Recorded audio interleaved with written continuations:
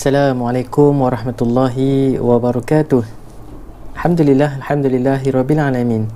Wassalatu wassalamu ala asyrafil anbiya al mursalin wa ala alihi wa sahbihi ajma'in. Subhanaka la ilma lana illa ma 'allamtana innaka antal alimul hakim. Rabbi shrah li sadri wa yassir li amri wahlul 'uqdatam min lisani yafqahu qawli.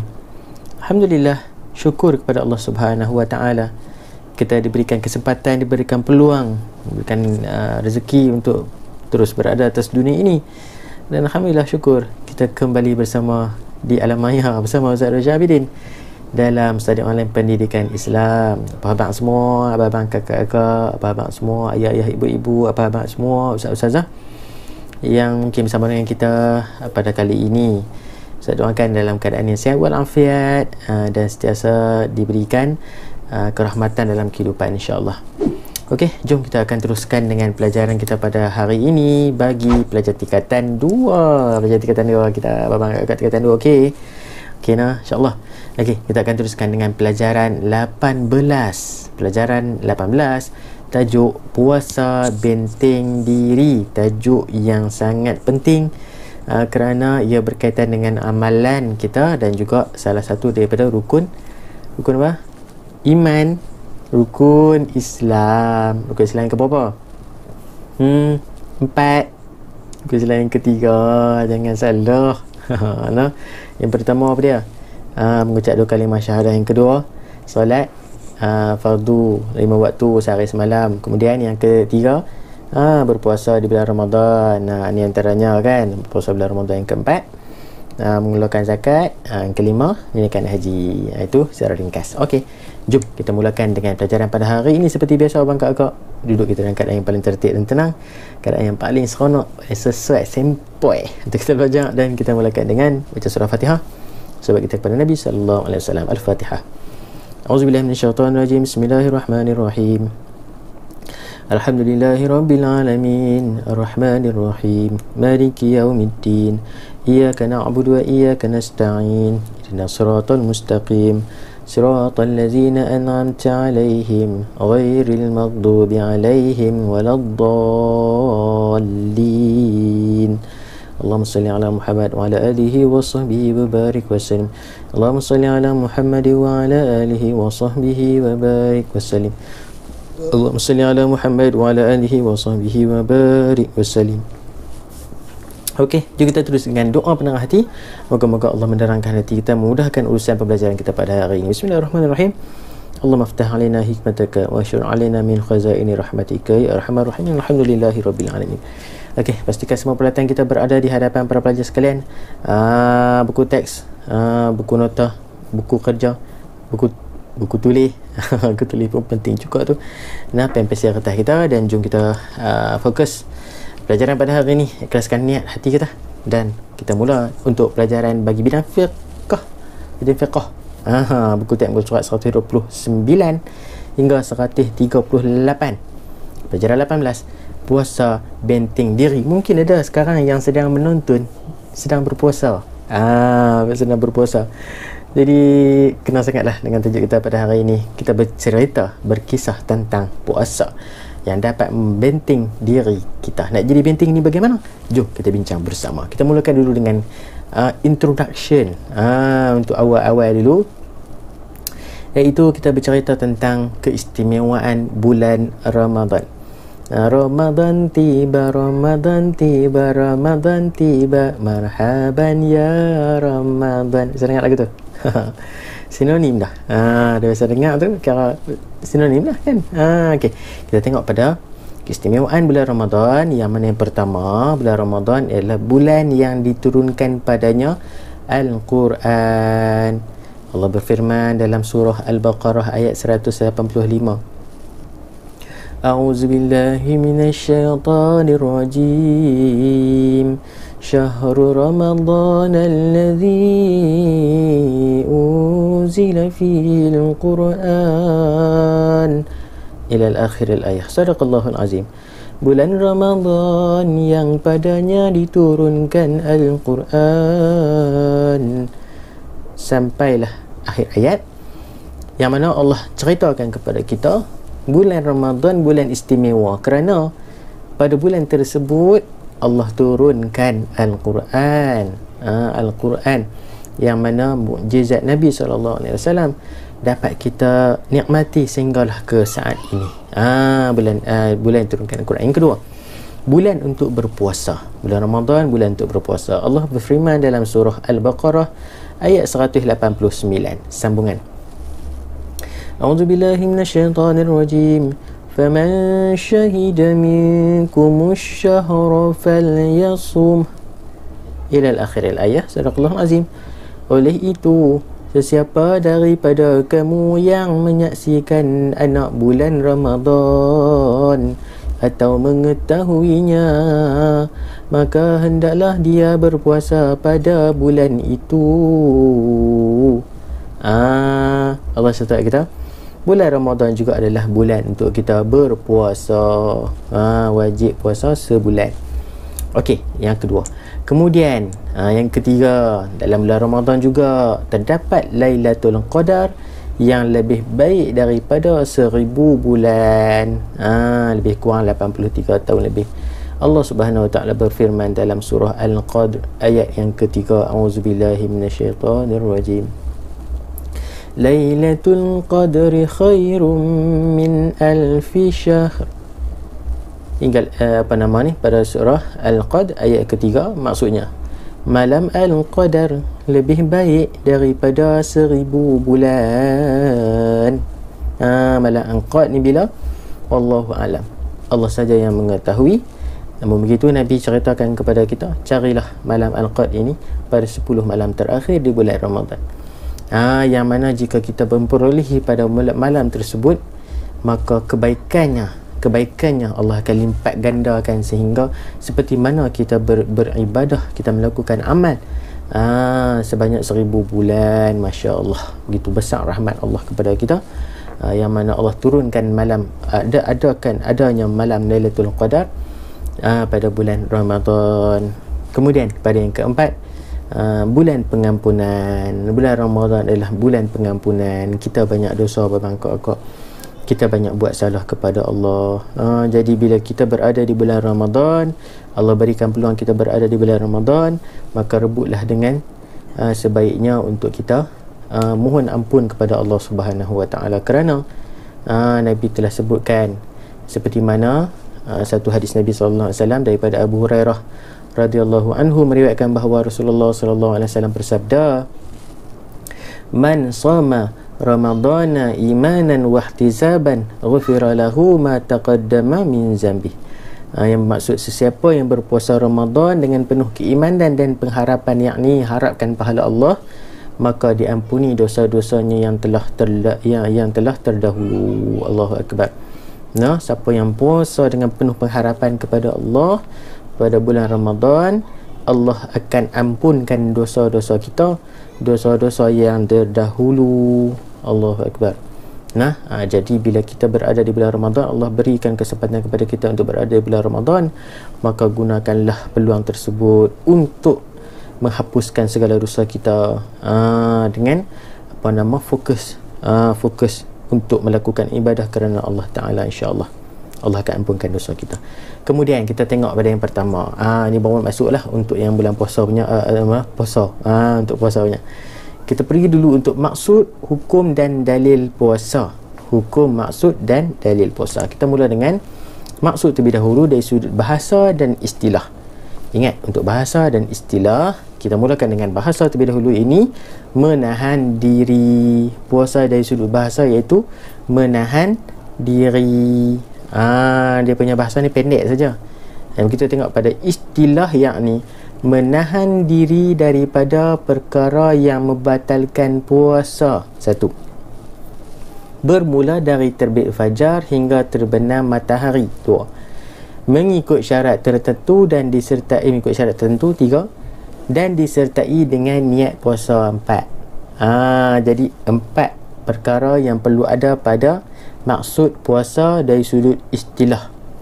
Yang pertama, menahan diri daripada perkara yang membatalkan puasa. Bermula dari terbit fajar hingga terbenam matahari, mengikut syarat tertentu dan disertai dengan niat puasa. Boleh dekat tu. cantik. Kalau benda ni abang-abang insyaAllah tahu dah ni kan. Cuma kita nak ulang kaji sikit. Okey. Kemudian kita pergi pada hukum puasa. Hukum berpuasa pada bulan Ramadan. Nah, pada bulan Ramadan adalah wajib bagi setiap individu muslim. Maknanya setiap orang Islam, maka dia bila datangnya bulan Ramadan, maka dia wajib untuk berpuasa. Hukum puasa awalnya nah. Kemudian akan datang perkara-perkara yang berkaitan yang akan kita bincangkan seterusnya. Okey. Jadi hukum berpuasa pada bulan Ramadan adalah wajib. Seterusnya kita pergi pada dalil puasa, yakni kita rujuk pada surah Al-Baqarah ayat 183. Ini yang pertama nah. Allah Subhanahu wa taala berfirman, a'udzubillahi minasyaitonirrajim. Ya ayyuhalladzina amanu kutiba alaikumus shiyam kama kutiba alal ladzina min qablikum la'allakum tattaqun. Sadaqallahul azim. Wahai orang yang beriman, kamu diwajibkan berpuasa sebagaimana diwajibkan kepada orang yang dahulu daripada kamu, supaya kamu bertakwa. Allah cerita kat kita, Allah suruh kita puasa, wajib puasa. Macam mana Allah telah wajibkan juga kepada umat yang terdahulu. Untuk apa? Untuk dapatkan takwa. Itu Allah bagi cara kita nak dapat takwa, Allah suruh kita puasa.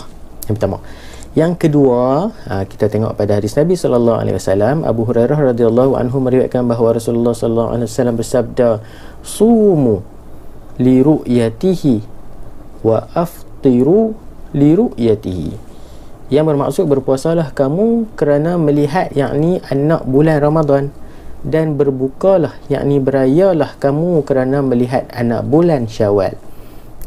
Nabi bersabda, Nabi suruh kita puasa bila kita nampak anak bulan Ramadan, dan Nabi suruh kita berbuka ni maksud beraya lah. Beraya, jangan puasa bila kita nampak anak bulan Syawal. Okey, ini dua dalil puasa. Kemudian kita terus kepada yang kedua, itu syarat wajib puasa. Bila ada benda ini, maka dia perlu buat ini. Itu pun syarat wajib. Jika tak ada ini, dia tak wajib bagi puasa. Apa dia? Yang pertama, kita tengok ada berapa tu? 5. Ada 5 syarat wajib puasa. Kita tengok yang pertama, Islam. Benda yang pertama semestinya kena wajib puasa ialah Islam, bukan kafir. Maknanya Islam. Okey, yang pertama. Yang kedua, baligh, bukan kanak-kanak. Maknanya kanak-kanak yang belum baligh, maka dia tidak diwajibkan lagi puasa. Kan, tapi bila dia buat amalan puasa tu dapat pahala tak? Dapat pahala. Tak ada masalah. Okey, tapi dia tak diwajibkan lagi puasa. Okey, cuma yang baligh, cukup umur, sampai waktu untuk ditaklifkan padanya dosa pahala, maka dinamakan baligh ini, maka dia wajib untuk puasa. Kemudian yang ketiga, berakal. Berakal ni dia tak gila lah. Ada akal. Okey, dia waras. Itu dia panggil berakal. Jadi dia wajib puasa. Kemudian yang keempat, tidak uzur syar'i yang menghalang untuk berpuasa. Ini faham tak maksudnya? Uzur syar'i ni uzur yang yang ditetapkan oleh syarak, yang tidak perlu untuk berpuasa apabila adanya perkara itu, uzur tersebut. Contohnya apa? Iaitu apa dia? Yang pertama, haid atau nifas. Ini untuk orang perempuan. Datangnya haid ataupun nifas untuk orang perempuan. Lelaki dah haid nifas, tak ada, jangan cari pasal. Lagi bila ditanya pasal apa tak puasa, yang lelaki lah, yang lelaki, saya ni main haid pula Ustaz. Allah, jangan nak buat celaru gitu. Jangan buat cemperak. Saya kena pelangkung pula. Gitu. Jadi haid ataupun nifas ni untuk wanita. Maka bila datangnya haid ataupun nifas, maka dia tidak diwajibkan untuk berpuasa. Kemudian yang kedua, gila walaupun seketika. Hari tu duduk baik saja, tiba-tiba dia gila. Gila ni dia cakap sorang-sorang, tiba-tiba duduk pergi ketuk kepala. Kan, memang gila, betul gila, dia tak buat ya. Jangan buat kata gila pula. Aku gila. Tu bukan gila, kadang tu dia ni stres kot. Kan, contohlah kan, tiba-tiba ni gila, betul-betul gila, mungkin terjatuh kau kan, tentak kepala, bangun-bangun, aku ni siapa? Contoh kan, dia tak boleh berfikir secara waras, dia tak berakal lagi, walaupun seketika, maka dia tak ada wajib dah puasa. Okey. Yang kedua. Yang ketiga, pitam sepanjang hari, ataupun pengsan. Okey. Jadi mungkin duduk tengah hangat lama kan, tiba-tiba rasa macam sejuk kepala, tiba-tiba jatuh, maka dia tidak diwajibkan berpuasa. Itu uzur syar'i. Itu dinamakan uzur syar'i, uzur yang semula jadi datang pada diri dia yang menghalang berpuasa. Kemudian yang kelima, iaitu tidak uzur syar'i yang mengharuskan berbuka puasa. Okey, tidak uzur syar'i yang mengharuskan berbuka puasa. Contoh dia apa? Musafir ni melakukan perjalanan yang jauh. Orang yang musafir diharuskan berbuka puasa. Kerana dia tak wajib lah, dia tak wajib berpuasa. Okey, yang pertama. Yang kedua, sakit yang memudaratkan. Maknanya kalau dia berpuasa juga, maka dia akan memudaratkan kesihatan tubuh badannya. Okey, sebab dia sakit dah ni. Jadi dia tak diwajibkan berpuasa. Dan yang kelima, yang seterusnya ni, untuk yang kelima ni, orang tua atau pesakit yang tiada harapan untuk sembuh. Orang tua tak larat dah, umur 100 lebih lah, contoh kan. Contoh, dia tak larat, dia tak mampu untuk berpuasa, maka dia tak wajib puasa. Dia nak puasa boleh tak? Boleh, dapat pahala. Kalau dia tak puasa, dosa tak dia? Tak dosa, sebab dia tak dihukum wajib kepadanya. Dan juga pesakit yang tiada harapan untuk sembuh, sakit nampak koma contoh kan, ataupun koma mungkin insya-Allah ada harapan sembuh, ni tak ada harapan sembuh dah. Kalau mungkin sakit dalam perut ni dia macam tu lah, dia tak boleh nak sembuh dah, maka kalau dia puasa juga, dia akan memudaratkan kesihatan dia, maka dia tidak wajib untuk berpuasa. Okey, dapat yang tu. Okey, ini syarat wajib puasa. Kemudian kita tengok pada syarat sah puasa. Bila buat ini, maka puasa itu sah. Seterusnya kita tengok pada yang kedua, itu syarat sah puasa. Okey, ada berapa tu? Ada 3. Okey, yang pertama kita tengok Islam lah, yang pertama sekali. Apabila dia Islam, maka dia sah berpuasa. Adanya Islam, maka puasanya akan jadi sah, bukan kafir. Yang kedua iaitu mumayyiz. Mumayyiz ni ialah dia bukan baligh nah. Mumayyiz ni seseorang yang boleh membezakan baik dan buruk. Maknanya kalau mumayyiz ni budak-budak umur lebih kurang dalam 7 tahun ataupun 10 tahun, boleh beza dah mana baik mana buruk. Maknanya kalau dia kata itu najis, maka dia tak akan pegang najis tu, contohlah kan. Jadi najis ni tak baik, jadi dia tahu kata benda tu tak baik. Pisau ke, dia tak main pisau kan, itu mumayyiz tu. Kalau dia dia suka tolong mak dia tahu kata benda tu baik, jadi dia mumayyiz. Jadi dia boleh puasa tak? Puasa. Kalau dia puasa tu sah tak puasa dia? Sah. Okey. Bayi contoh, bayi mumayyiz tak lagi? Tak lagi. Bayi tak mumayyiz. Jadi kalau dia puasa, sah tak puasa dia? Tak sah, sebab dia bukan mumayyiz lagi. Jadi macam tu contohlah, nak bagi faham. Okey, yang kedua mumayyiz. Bila mumayyiz, bila dia puasa, maka sahlah puasa dia. Yang seterusnya, yang ketiga, tidak uzur syar'i yang menghalang berpuasa. Yang tadi kita sebut tadi ni, haid, nifas kan, gila, pitam dan sebagainya. Itu bila dia tak ada benda ni, bila dia puasa, maka puasa dia sah. Okey nah. Seterusnya, ni syarat sah puasa ada 3. Ni yang tadi ni, Ustaz contoh dah kan, gila walaupun seketika, pitam sepanjang hari, haid ataupun nifas. Okey. Seterusnya, rukun dan perkara yang membatalkan puasa. Rukun benda wajib. Rukun benda wajib. Jika tidak melaksanakan salah satu daripada rukun, maka puasa tersebut terbatal, no? Tak diterima. Itu maknanya. Dan perkara yang membatalkan puasa. Apa yang membatalkan puasa tersebut? Okey.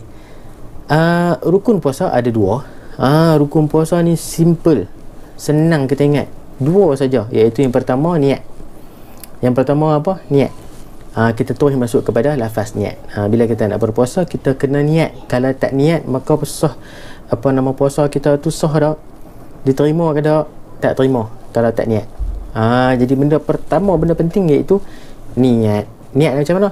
Nawaitu sauma ghadin an adai fardhi syahri ramadana hazihi sanati lillahi ta'ala.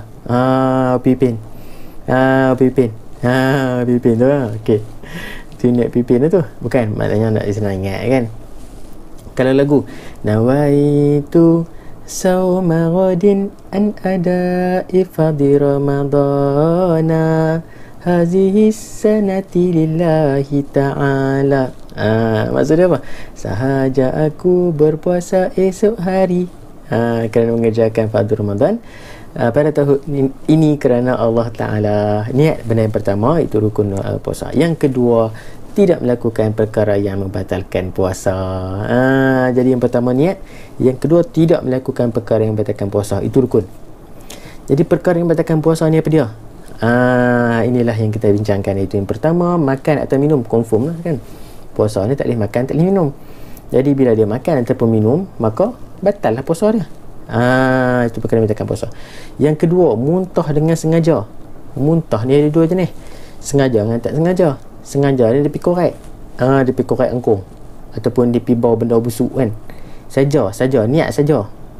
Saja dia pergi korek, keluar muntah, buruk, batal puasa dia. Ataupun dia pergi bawa, lemak busuk kemain ni memang busuk, betul-betul busuk bukan main-main dia busuk muntah, buruk, keluar, maka batal puasa dia. Akan tetapi kalau tak sengaja, pergi demam apa, tak sengaja keluar, dia nak puasa lagi, boleh tak? Tak ada masalah. Tapi takkanlah bila dah muntah nak puasa lagi kan. Jadi macam tu lah lebih kurang. Dia boleh lah kalau dia nak, sebab sakit memudaratkan. Okey. Jadi yang kedua. Yang ketiga, haid atau nifas.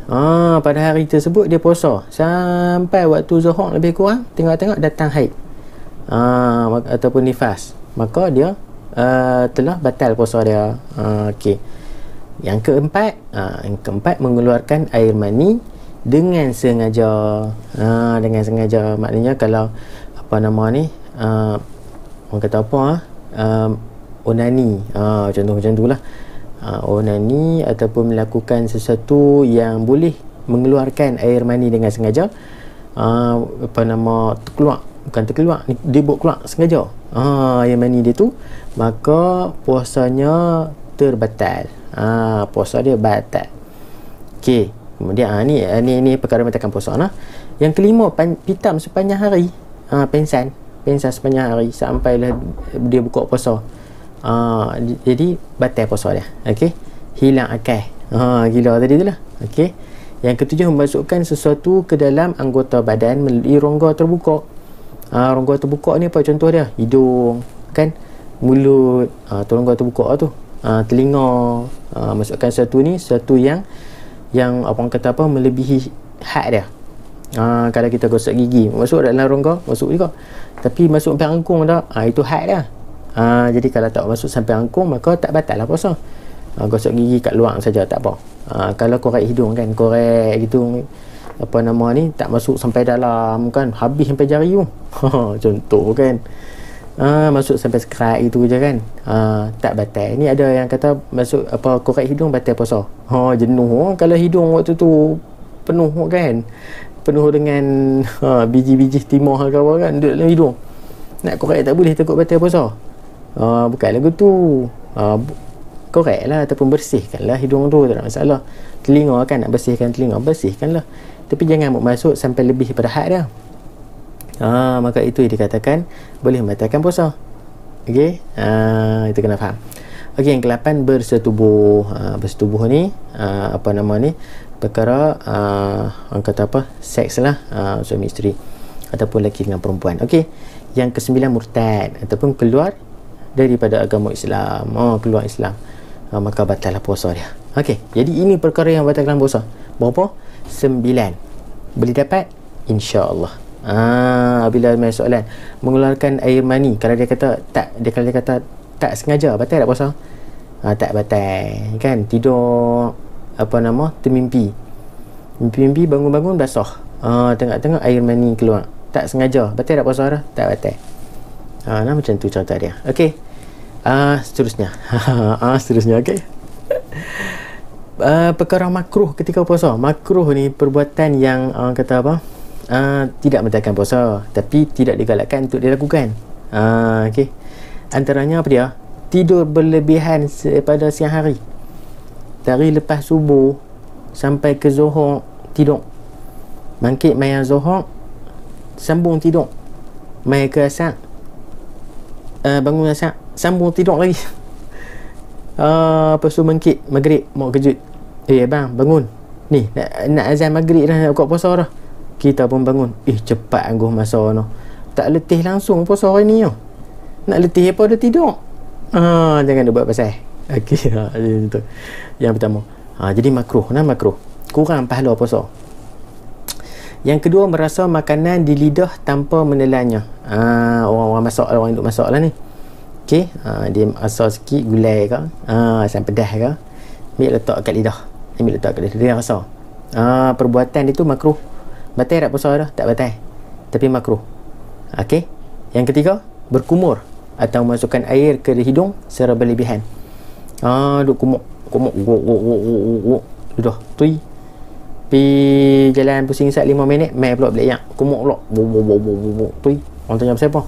Tak ada ni teh kumuk kurang sikit rasa, tapi dia buat secara berlebihan. Ataupun masuk air maksud. Go. Tapi berlebihan boleh makruh. Makruh.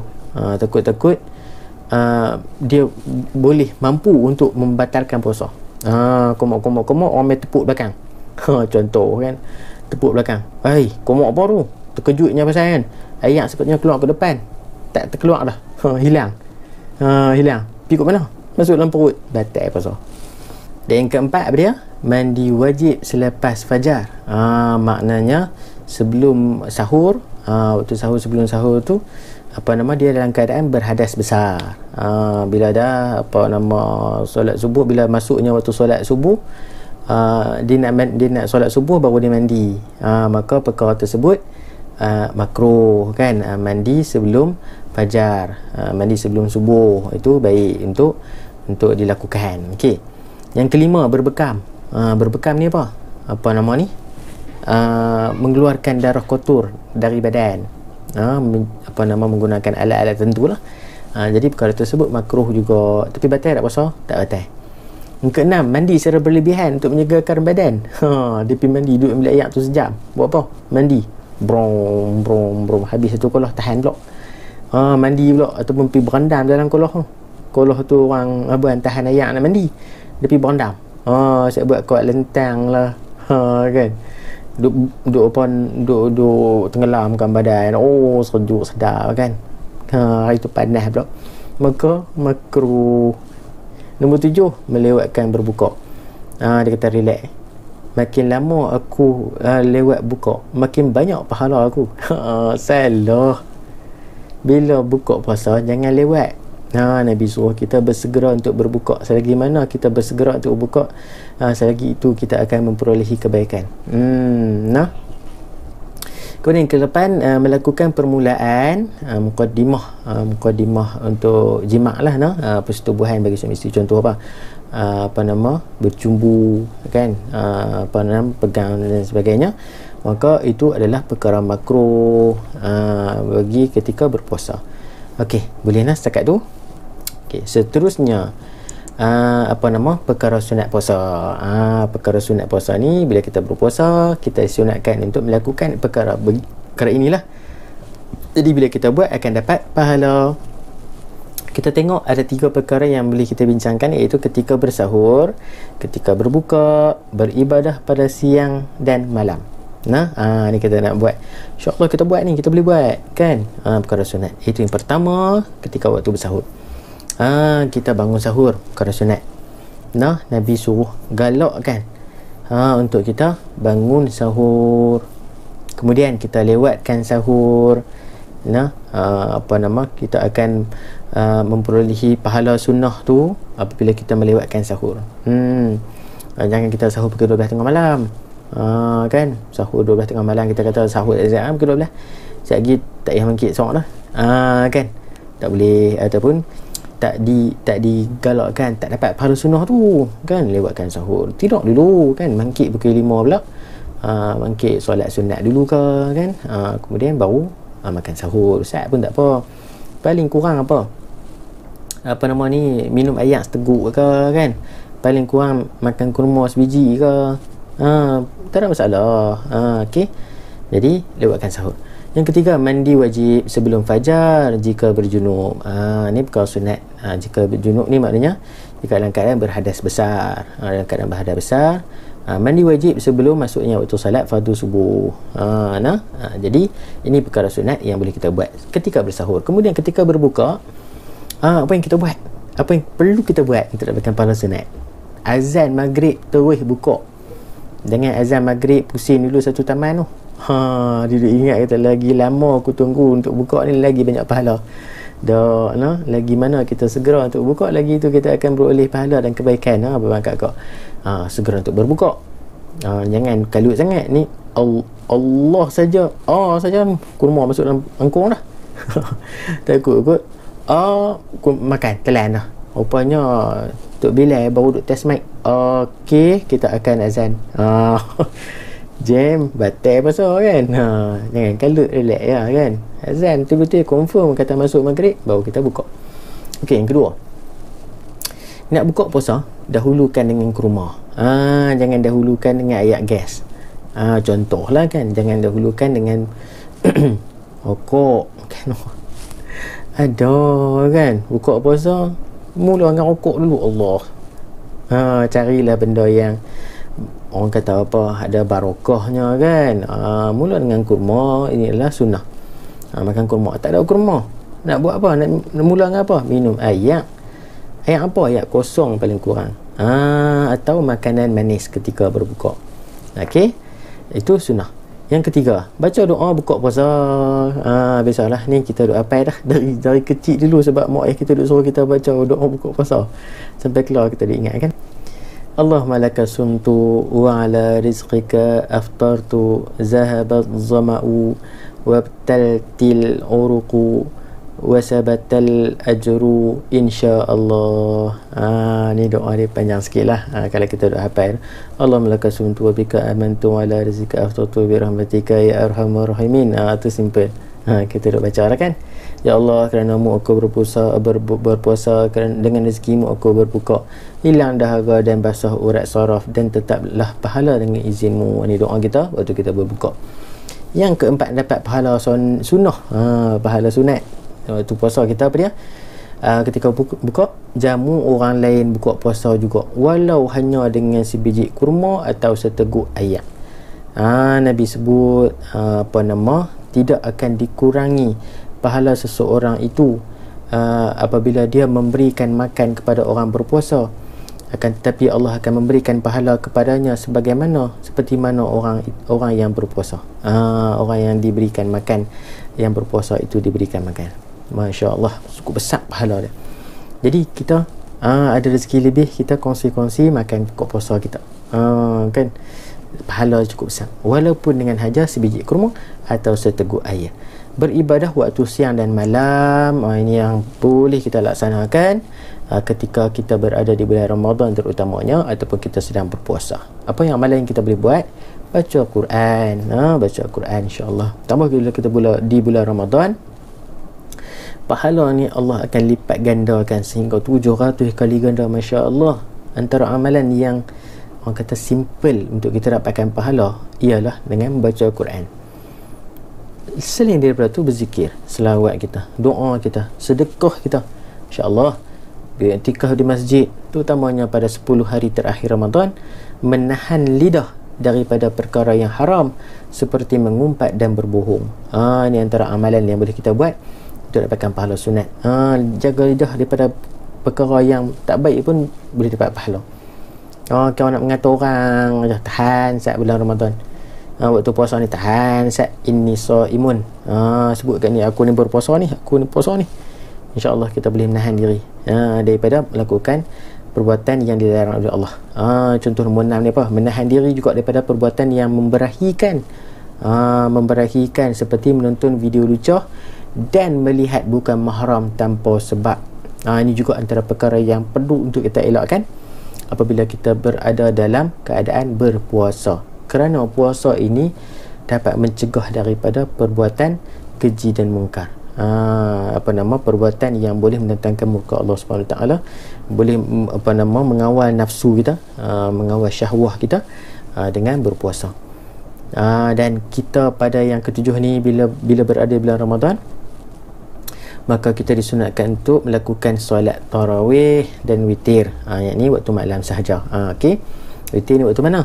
Selepas habis solat sunat, solat wajib apa semua, kita tutup solat kita pada malam tersebut dengan solat sunat witir. Okey. Jadi dapat. Ini antara perkara sunat puasa yang boleh kita laksanakan, insya-Allah. Kemudian kita pergi kepada jenis puasa.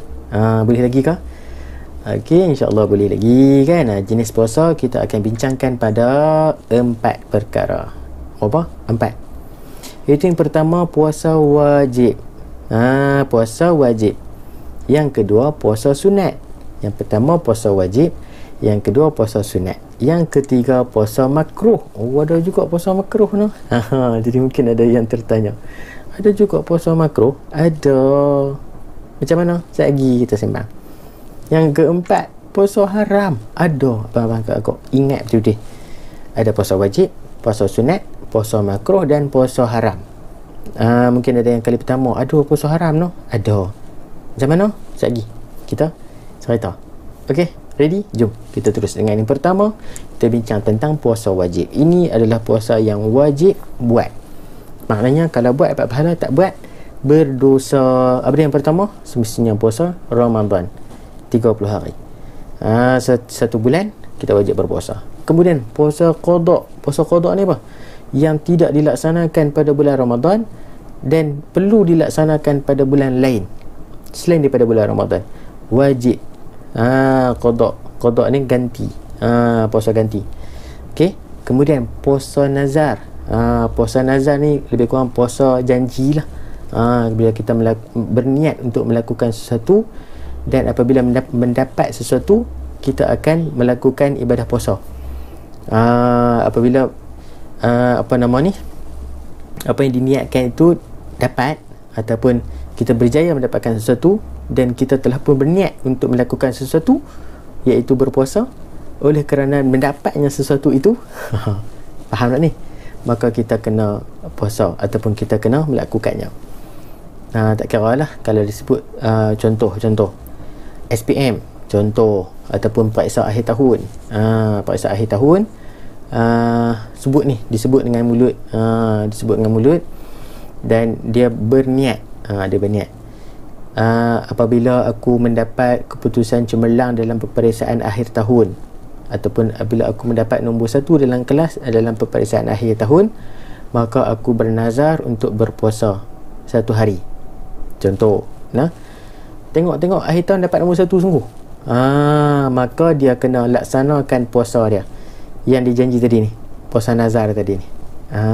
Contoh-contoh dia. Dan puasa nazar ni hanya tertakluk kepada, ataupun nazar ni hanya tertakluk kepada perkara ibadah saja. Dia kalau benda maksiat dia tak pakai. Contohlah kan, bila berjaya dalam PSR ataupun SPM, dia nak pakai seluar pendek ataupun dia nak buka aurat, tak boleh. Haram, tak boleh. Jadi nazar ni untuk perkara ibadat. Kemudian puasa kafarah. Puasa kafarah ni puasa denda. Puasa denda atas melakukan suatu kesalahan yang ditetapkan oleh syarak. Contoh dia macam mana? Sekejap lagi kita sebutkan. Ataupun saya sebut siap lah. Puasa kafarah ni kepada seorang suami yang mana melakukan persetubuhan, membatalkan puasa dia dengan melakukan persetubuhan di siang hari pada bulan Ramadan. Maka dia perlu untuk melakukan puasa kafarah. Macam mana kaedah dia? Sekejap lagi kita bincangkan bersama. Jadi ini puasa wajib yang perlu untuk kita ketahui. Okey, yang pertama. Yang kedua, puasa sunat. Ni puasa sunat ni banyak lah. Sunat hari Senin Khamis kan. Kemudian puasa selang sari. Ini dinamakan puasa Nabi Daud. Puasa Nabi Daud. Hari ni puasa, esok tak puasa, esok buka. Lusa puasa, tulat buka. Macam itulah puasa selang sari. Okey, yang dinamakan oleh Nabi Daud AS. Kemudian puasa pada hari Arafah. Hari Arafah pada 9 Zulhijjah. Jadi kita disunatkan untuk berpuasa pada hari tersebut pada 9 Zulhijjah, ataupun kita kenali sebagai puasa kenali sebagai hari Arafah. Okey, berapa hari bulan? 9 Zulhijjah. Kemudian puasa pada hari Tasu'a. Tasu'a ni ke-9 bulan Muharram. Tasu'a, Tis'ah, 9, dan hari Ashura. Ashura 10. Tasu'a 9, Ashura 10. Maka 2 hari ini kita disunatkan untuk berpuasa bulan Muharram. Kemudian puasa pada hari putih. Ayyam al-bayda. Bayda ni putih. Ayyam ni hari putih, iaitu pada 13, 14 dan 15 setiap bulan. Maknanya tengah bulan. Muharram, Safar, Rabiul Awal, Rabiul Akhir tu, setiap 13, 14, 15 dinamakan sebagai ayyam al-bayda. Maknanya hari putih. Maka disunatkan puasa pada hari tersebut.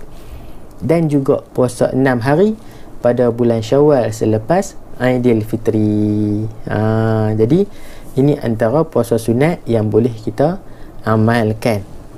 Pahala dia masya-Allah, wallahu alam. Akan tetapi pahala sunat puasa ni Allah sebutkan bahawa amalan lain tu untuk diri kita, akan tetapi puasa ini untuk Allah Subhanahu Wa Taala. Masya-Allah. Jadi kalau boleh kita amalkan untuk puasa sunat, alhamdulillah. Istiqamah. Okey. Kemudian kita tengok pada seterusnya, puasa makruh. Puasa makruh pun ada. Maknanya boleh tak puasa? Boleh, tapi tidak digalakkan. Jangan amal. Jangan amal. Okey, itu puasa pada hari Jumaat saja. Tidak boleh puasa pada hari Jumaat saja. Maknanya pada hari Jumaat tu dia puasa, hari lain dia tak puasa. Tak boleh, makruh. Hari Jumaat ialah hari perayaan bagi umat Islam, hari kegembiraan bagi umat Islam. Maka jika tidak diwajibkan untuk berpuasa pada hari Jumaat, contoh pada bulan Ramadan, maka hari lain selain pada bulan Ramadan tidak galakkan untuk puasa pada hari Jumaat. Akan tapi kalau dia kena puasa hari Jumaat, contoh puasa qada kan, nak sampai Ramadan dah. Syakban, di bulan Syakban nak hujung-hujung dah. Hari Jumaat pun ada hari tu lah. Sehari lagi ni, esok hari Sabtu dah nak masuk ke 1 Ramadan dah. Esok dah 30 Syakban. 30 Syakban pun tak boleh. Mungkin hari sebelum tu hari Jumaat tak boleh nak buat gina dah, kena puasa juga, puasa qada. Maka dia kena, tak ada masalah. Kan tapi kalau dia nak puasa sunat hari Jumaat saja, tak boleh, makruh. Puasa pada hari Sabtu saja pun tak boleh. Puasa pada hari Ahad saja pun tak boleh. Puasa sepanjang tahun pun tak boleh. Jadi nak buat macam mana ni? Kalau nak puasa juga, puasa pada hari Jumaat dan hari Sabtu. Dua hari. Nah, ataupun kalau puasa hari Sabtu, kena puasa hari Jumaat sebelumnya. Ataupun kalau nak puasa pada hari Ahad, kena puasa pada hari Sabtu. Macam tu. Faham tak ni? Sebab ada kisah dia. Ada kisah dia. Nah, jadi makruh kita puasa. Dan terutamanya puasa sepanjang tahun lah. Okey, jadi yang keempat, puasa haram. Jadi makruh. Tak sampai ke haram lagi. Akan tapi puasa yang tidak digalakkan dinamakan makruh itu, takut-takut dia bila kita buat amal, jadi macam suatu amalan yang tidak cantik lah untuk amalan kita. Gitu contoh dia. Makruh kan, makruh yang tidak disukai. Okey, yang keempat, puasa haram. Haram ni memang confirm lah bila buat dosa. Kerana ada dalil, ada hukum yang menyatakan hari-hari ini adalah puasa untuk haram untuk berpuasa. Apa dia? Puasa pada hari raya. 2 hari raya ni Islam larang untuk kita berpuasa. Itu raya Aidilfitri, raya puasa, dan raya Aidil Adha, raya korban, raya haji. Tak boleh. Jadi kalau puasa juga hari itu haram, dosa, tak boleh. Yang kedua, puasa pada hari tasyrik. Hari tasyrik iaitu 11, 12 dan 13 Zulhijjah. Hari tasyrik ni pada bulan Zulhijjah, bulan haji. 10 Zulhijjah, hari raya Aidiladha. Hari tasyrik 10, 11, 12. 11, 12, 13. Jadi 4 hari di bulan Zulhijjah itu dilarang untuk berpuasa. 10 raya Aidiladha, okey. 11, 12, 13 hari tasyrik tak boleh puasa. Faham tak? Faham tak? Cantik. Yang ketiga, puasa selepas nisfu Sya'ban. Nisfu Sya'ban ni di pertengahan bulan Sya'ban. Maknanya 15 Sya'ban dan ke atas sampai 30 Sya'ban. Tak boleh puasa dah. Tak boleh puasa bagi orang yang tak biasa puasa di bulan Sya'ban. Maknanya kalau dia nak puasa sunat lah ni. Ni contoh puasa sunat. Kalau dia tak biasa puasa sunat dari 1 Sya'ban sampai 14 Sya'ban, dia tak biasa. Tapi bila mai 15 Sya'ban sampai nak dekat bulan apa Ramadan tu, nak ujung-ujung bulan Sya'ban, baru dia nak mula puasa. Katanya nak puasa sunat. Tak boleh. Tak boleh dah. Melainkan kalau orang yang biasa. 1 Sya'ban sampai 10 Sya'ban dia puasa. 11 Sya'ban dia rehat sat. 12 Sya'ban 13 dia puasa. 14 dia rehat sat. 15 dia nak puasa kan. Sampailah ke nak hujung bulan Sya'ban dia puasa, tak masalah. Tapi orang baru nak mula puasa bulan Sya'ban, 15 Sya'ban kat atas tak boleh. Okey nah.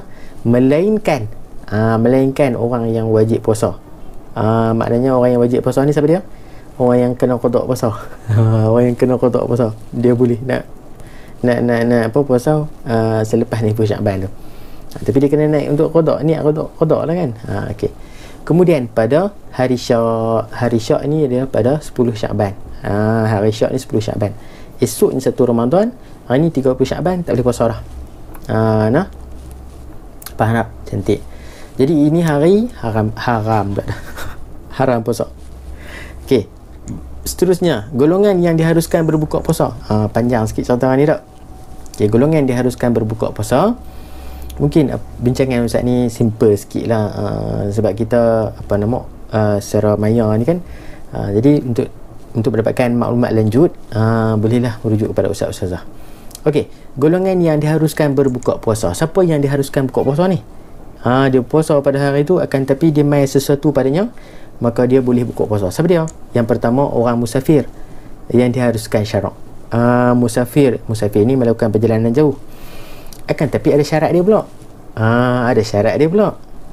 Okey, kalau kita nak bincang ni panjang cerita. Tapi yang kita faham, musafir yang diharuskan syarak. Dia musafir untuk ilmu, musafir untuk mencari ilmu, musafir untuk perubatan, untuk perkara kecemasan contoh kan.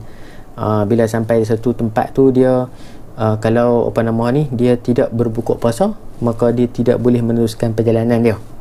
Contoh kan, dah tak ada tenaga dan sebagainya, maka golongan ini diharuskan untuk berbuka puasa. Yang pertama. Yang kedua, orang yang ditimpa sakit yang memudaratkan. Tengah duk puasa, tiba-tiba sakit sawan contoh kan, sawan ke, ataupun mai sakit kepala yang sangat ke, sebab dia jadi stres kan, dia tak makan, tiba-tiba dia mai sakit kepala yang amat, dia kena makan ubat contoh, maka dia diharuskan buka puasa. Boleh. Cantik. Yang kedua. Yang ketiga, orang tua yang tidak mampu berpuasa. Dia puasa dah sekat hari, tapi disebabkan dia tua, dia tak larat kan, dia tak mampu nak berpuasa, dia haruskan untuk berbuka puasa. Okey, dengan syarat dia orang tua lah. Ni orang muda yang tidak mampu puasa tak termasuk. Orang muda yang tidak mampu puasa tak termasuk lah bang kakak lah. Okey. Yang ketiga. Yang keempat, ibu yang mengandung atau menyusukan anak yang bimbang akan kesihatan diri atau anaknya. Ni syarat dia special sikit. Ibu yang mengandung atau menyusukan anak, okey, dapat setakat tu. Yang bimbang, maknanya kalau dia tak bimbang, maka dia harus buka puasa? Tak harus. Dia kena puasa sampai habis.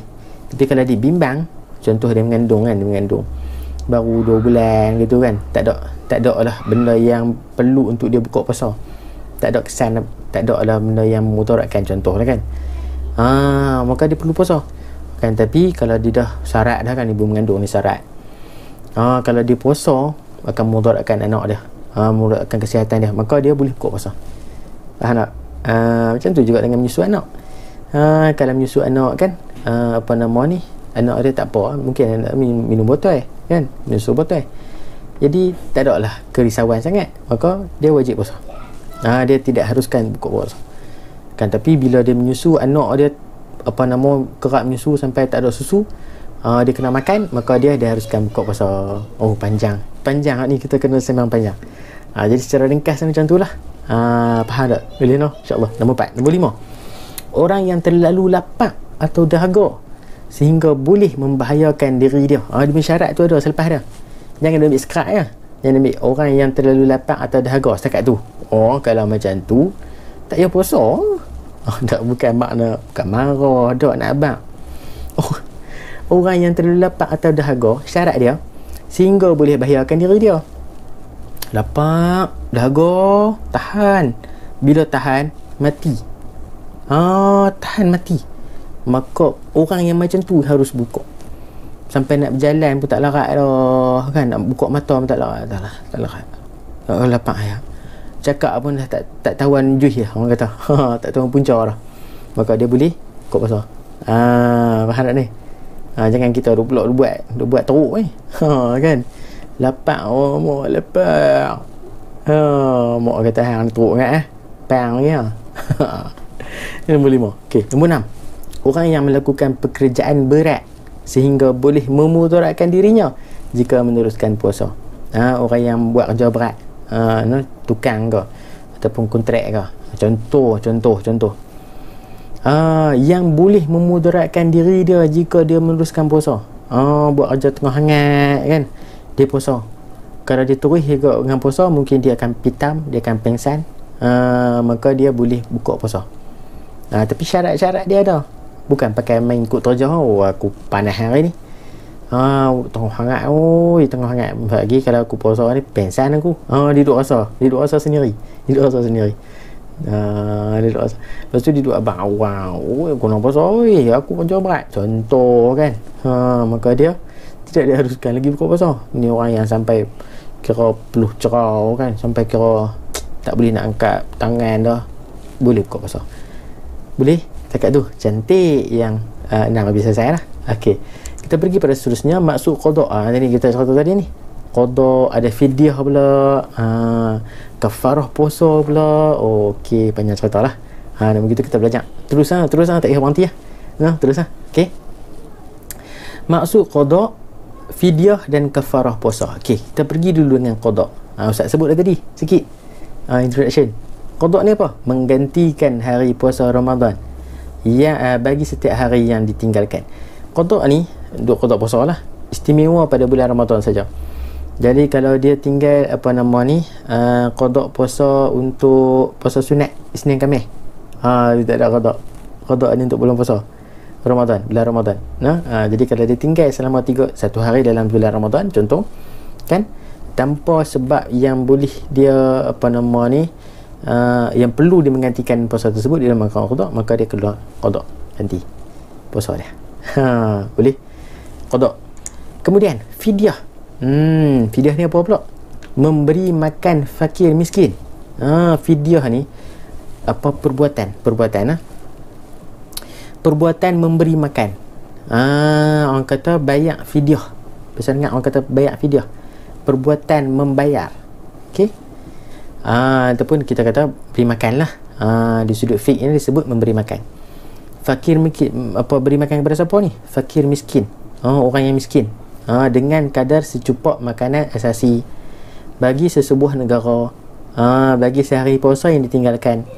Makanan asasi bagi sebuah negara. Contoh, kalau Malaysia, makanan asasi kita apa dia? Nasi. Jadi kalau kita nak bagi secupak ni, bagi secupak apa? Takkan bagi secupak nasi, secupak beras. Secupak beras. Okey, kalau negara luar, contoh kalau Arab kan, makanan asasi mereka bijirin, contoh kan, bijirin ataupun bijirin lah, roti dan sebagainya, maka mereka menggunakan itulah secupak bijirin untuk diberikan kepada fakir miskin. Okey, secupak bersamaan dengan 675 gram makanan. Kalau secupak tu satu bekas tu lah. Ada kiraan dia. Tapi kalau tak ada secupok, timbang dekat alat penimbang 675 gram, sama dengan satu cupok satu hari. Tu banyak fidyah. Okey, itu yang kedua, fidyah. Kemudian kafarah. Kafarah ni senang faham, denda. Kafarah ni denda. Okey. Denda untuk siapa? Untuk suami. Suami ni siapa? Lelaki ke perempuan? Lelaki yang sudah berkahwin, tu nama dia suami. Macam marah bukan marah abang. Suami yang membatalkan puasa pada bulan Ramadan, waktu siang ni, waktu puasa ni, dengan melakukan persetubuhan, iaitu jima', mengikut turutan berikut. Maknanya suami yang membatalkan puasa, dia tengah puasa, tiba-tiba, bukan tiba-tiba lah, dia melakukan persetubuhan, kan, suami isteri kan, pada siang hari, maka batal puasa dia. Maka dia bukan sekadar batal puasa dia, dia kena bayar kafarah, kena bayar denda. Apa dia denda dia? Yang pertama, dia kena ikut turutan. Nombor 1, dia kena nombor 1, nombor 2, nombor 3. Dia tak ada pilihan. Jika tak mampu baru diberi pilihan. Maknanya macam tu.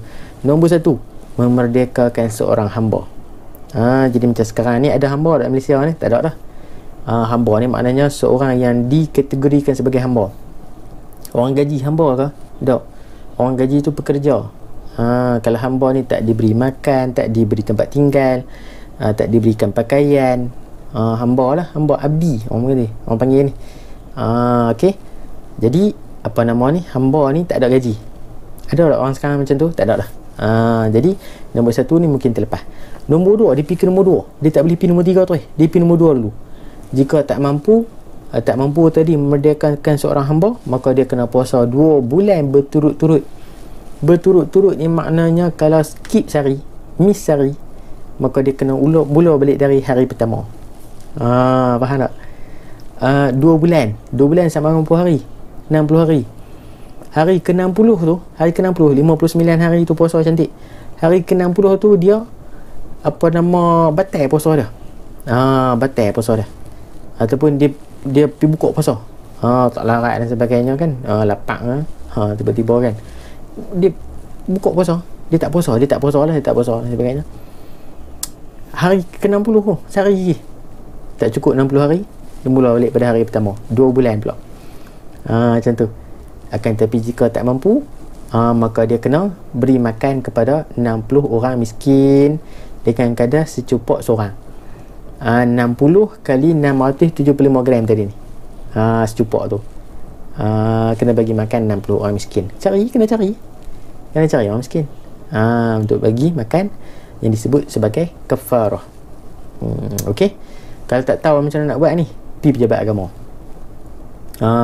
Bukan nak buat kat abang lah kan, mungkin ada juga di kalangan kita para penonton umum kan, untuk ustaz juga sebenarnya kan, untuk ilmu kita insyaAllah. Jika melalui situasi macam ni, apa kita kena buat?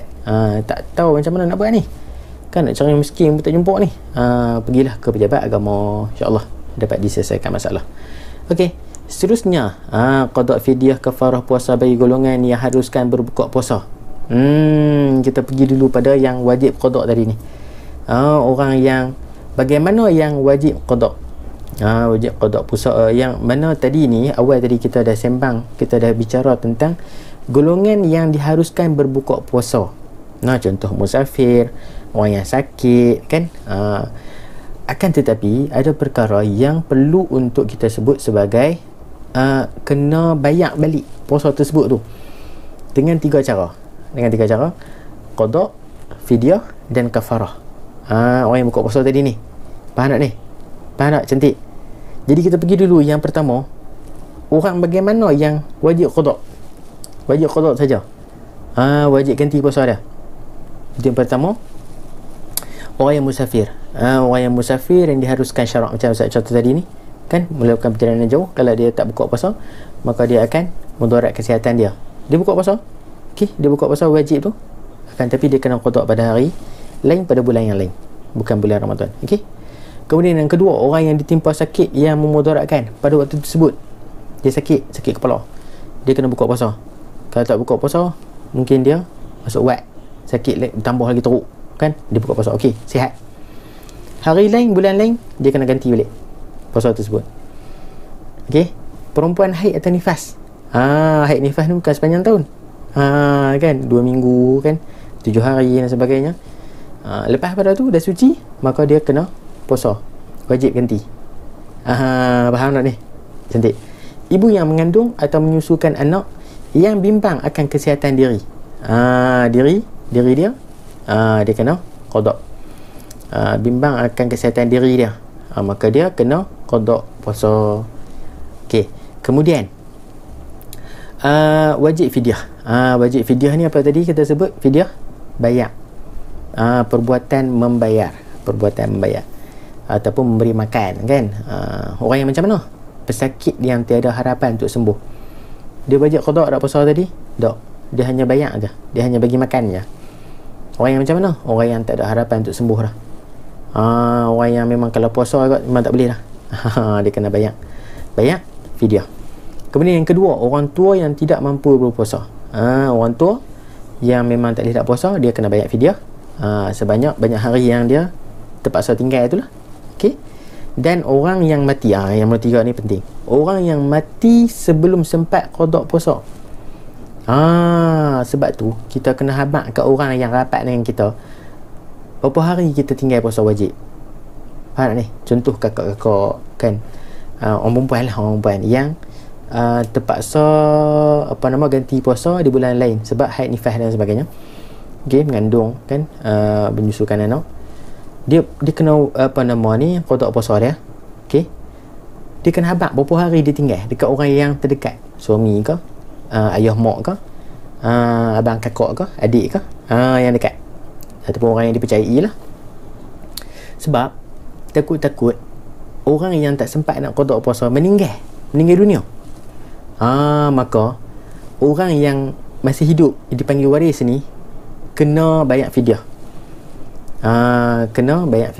Jika tidak diqada oleh waris, ataupun waris ni kalau tak qada bagi orang yang mati ni, maka kena bayar fidyah bagi orang yang mati ni, yang tak sebab qada puasa. Okey, boleh, cantik. Okey, nombor 3, wajib qada dan fidyah. Ni dua-dua sekali. Okey, dua-dua sekali. Yang pertama, ibu yang mengandung atau menyusukan anak yang bimbang akan kesihatan anaknya.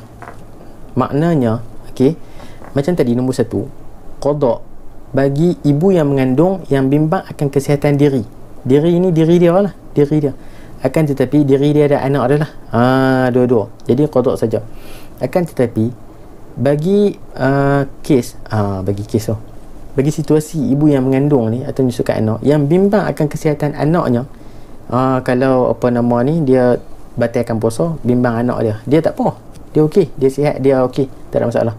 Tapi sebab orang lain, sebab anak dia, maka dia kena qada satu dan kena bayar fidyah. Dia pertama. Yang kedua, tidak qada puasa tanpa keuzuran sehingga masuk bulan Ramadan seterusnya. Maknanya dia sepatutnya kena qada puasa, tapi dia melewatkan sampailah ke nak hujung Syaban. Tengok dia tak cukup ni, tak sempat nak habis puasa, qada sebelum Ramadan yang akan datang ni. Tengok masuk dah Ramadan, maka dia tak sempat nak qada untuk Ramadan sebelumnya tu, maka dia kena bayar fidyah dan qada balik puasa tu. Qada pada hari lain selepas Ramadan seterusnya tu, dan dia kena bayar fidyah. Faham tak ni? Jadi dua benda. Okey. Dan yang keempat, istimewa. Istimewa pula, bukan khusus untuk suami, iaitu qada dan kafarah. Qada kena qada, kafarah kena kafarah.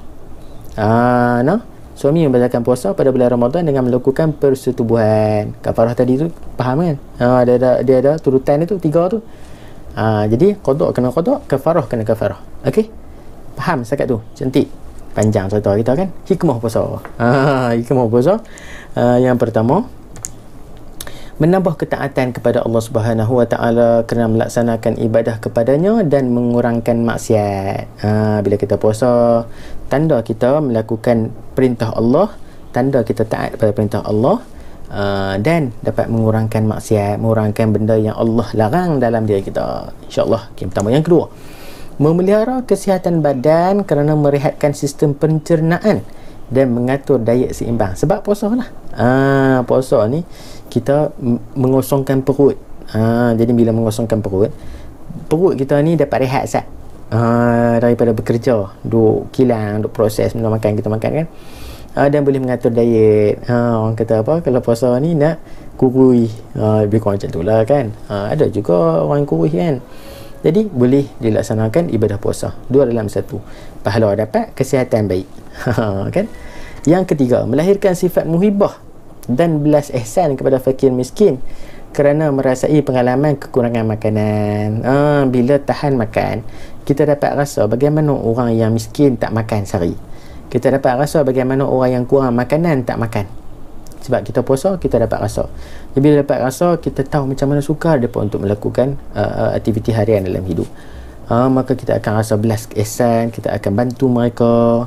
Sebab kita rasa juga sukarnya bila tak nak makanan. Okey, yang ketiga. Yang keempat, menjimatkan perbelanjaan kerana puasa dapat mengurangkan perbelanjaan makanan dan minuman pada siang hari. Betul ke tak? Betul lah, sebab kita tak payah makan kan. Kita tak payah makan sehari tu. Namun begitu akan berlaku pembaziran. Ni cerita bila waktu mana berbuka. Nimpi bazar Ramadan, lagi tak cukup jari 10 ni plastik tu, lagi tu duk tawaf bazar Ramadan tu. Dia nak kena bagi cukup juga. Jari ibu jari ni mutabak. Jari telunjuk ni ayam tebu. Jari tengah ni Rabu Maggi contoh kan. Lagi tak cukup 10 tu duk kilik jalan balik kan. Balik rumah makan apa aja. Minum air kosong, buah kurma, kenyang belakak dah kan. Makan Rabu Maggi sikit kenyang dah. Pedas pula tu. Minum air kenyang. Tu mutabak, ayam golek kan, nasi goreng Pattaya tu siapa nak habis. Jadi ni kita kena hati betul-betul apa sebenarnya kita puasa ni. Apa sebab kita puasa? Gitu nah. Awal nafsu kita nak membeli tu. Memanglah waktu lapar tu semua nak makan. Tapi bila makan, bila dah buka puasa, tak ada dah, hilang lah rasa nak makan semua tu kan. Takut-takut berlaku maziran. Okey. Yang keempat. Yang kelima iaitu mengelakkan diri daripada terjerumus dalam perzinaan kerana dapat mengawal hawa nafsu syahwat. Puasa dapat mengawal nafsu kita. Bila kita nak melakukan suatu maksiat kepada Allah Subhanahu Wa Taala, maka kita sebutlah dalam diri kita, inni shaimun marratain. Nabi sebutlah dalam diri kita aku berpuasa berapa kali? 2 kali. Aku berpuasa sebutnya aku berpuasa kan, nak buat maksiat. Aku berpuasa insya-Allah kita dapat mengawal nafsu kita. Insya-Allah. Okey, seterusnya kelebihan puasa dari sudut sains. Ni nak birah last. Okey, bila kita puasa, sains mengisytiharkan ataupun mengiyakan puasa ni sebenarnya ada kepentingan pada diri manusia, iaitu puasa merupakan satu daripada proses detoksifikasi yang baik. Apa dia detoksifikasi? Nak sebut tergelik lidah dah.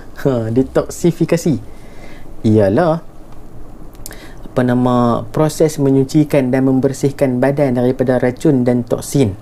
Bila kita puasa, badan kita akan mengeluarkan toksin, racun dalam diri kita. Jadi detox ni maksud dia membersihkan daripada racun dan toksin dalam diri kita. Dengan cara macam mana? Puasa. Itu yang pertama. Yang kedua, puasa dapat menyembuhkan atau membantu mempercepatkan proses penyembuhan penyakit seperti asma ni penat, radang sendi, susah tidur, sakit kulit dan gangguan pada sistem penghadaman. Jadi nak sihatkan tubuh badan kita, maka puasalah. Puasalah antara cara yang boleh kita lakukan. Okey. Yang ketiga, melewatkan sahur. Ni dalam amalan melewatkan sahur, membantu memelihara kesihatan badan dan mengelakkan risiko seperti kegemukan, sakit jantung, kencing manis dan kekurangan zat besi yang boleh mengakibatkan penyakit anemia. Yang ni kajian sains telah mengiyakan bahawa puasa dapat membantu memelihara kesihatan badan dan mengelakkan daripada risiko kesihatan yang lain. Okey. Cantik. Yang keempat iaitu kurma. Ni kita makan buka puasa kan, kurma. sahur pun kita makan kurma kan. Kurma ni satu buah yang cukup banyak manfaat dia. Buah kurma, kita sebut buah kurma lah kan, tamar kan, rutab dan seangkatan dengannya. Yang digalakkan untuk dimakan ketika berbuka mengandungi sejenis gula yang mudah diserap oleh badan, iaitu glukosa dan fruktosa, serta mempunyai 23 jenis asid amino yang sebahagiannya tidak terdapat dalam buah-buahan yang lain. Sebab tu kita digalakkan untuk makan kurma, sebab dalam kurma ni ada glukosa, ada fruktosa, 23 jenis asid amino yang sesuai untuk badan kita apabila perut kosong, terutamanya kan. Jadi ini bukan sekadar sunnah, bahkan dia diakui, itu perkataan yang Ustaz cari tu, diakui oleh sains bahawa dia memberikan manfaat dan kebaikan kepada kita. Okey, dapat cantik. Panjang cerita ni, kita dah sembang kan, lebih kurang sejam ni kita berada di alam maya ni kan. Saya pun seronok berbicara tentang puasa ini, kerana ia salah satu daripada rukun Islam kita. Okey, sekian, terima kasih. Selesai. Boleh panjang kan, tak apa, boleh pause, boleh mula balik kan, boleh rewind balik, boleh tengok pula esoknya kan. Itu kelebihan kita ber-YouTube. Allah SWT. Okey, jadi Ustaz sekadar itu saja perkongsian kita pada hari ini. Yang baik itu datang pada Allah Subhanahu Wa Taala, dan yang kurang itu datang pada kelemahan dia Ustaz sendiri, walaupun pada hakikatnya kedua-duanya datang pada Allah Subhanahu Wa Taala. Kita minta ampun ada kekurangan kesilapan. Mungkin ada yang boleh komen di bawah, komenlah apa-apa pun untuk berikan semangat pada Ustaz ke, terima kasih dan sebagainya. Allah, Ustaz sangat seronok dan teruja dan komen-komen abang-abang ke Ustaz-Ustazah, rakan-rakan semua untuk Ustaz. Okey, yang belum like, boleh like video, boleh kongsi, dan jangan lupa subscribe channel Rohisham Abidin. Moga-moga semua dalam kebahagiaan dan juga kerahmatan Allah Subhanahu Wa Taala. InsyaAllah kita jumpa lagi dalam perkongsian seterusnya bersama Rohisham Abidin dalam pelajaran seterusnya. Jumpa lagi. Wallahu ta'ala alam. Aqulu qawli hadza wa astaghfirullahal azim li wa lakum. Assalamualaikum warahmatullahi wabarakatuh. Terima kasih.